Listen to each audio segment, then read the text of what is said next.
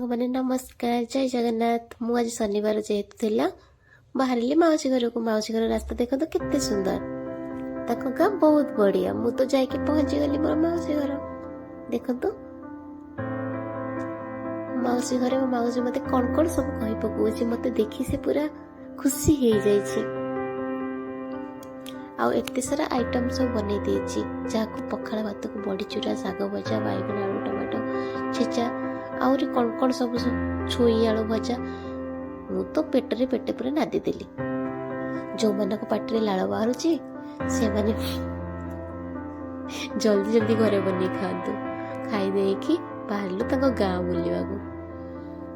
देखंतु एठी भौणी को भली रास्ता रे से चोई होउछि। मु जाइछि माने तार खुशी कहले न सरे। रास्ता रे भी नाची पकाउछि, मांकड़ भलिया तो देखौछि। मु तो बुली बाली आसिली। आ एठी हमर गोटे छोटू अछि। छोटू को देखो से काहा कथा न सुनी कि तार खाली बदमाश करिबारे लागि पड़िछि।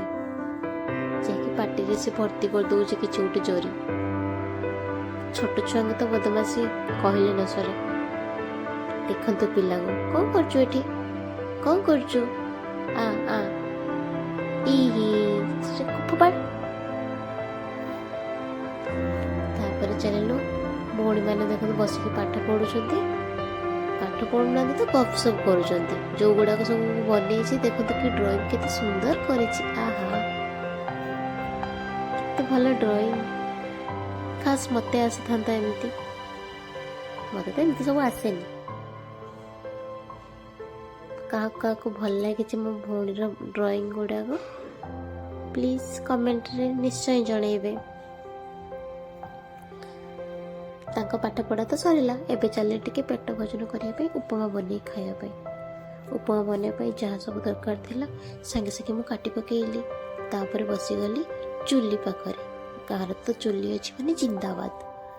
चुल्ली रे संगे संगे माउसी पाखरे उपमा करने देली और पेट भोजन टिके कर देली।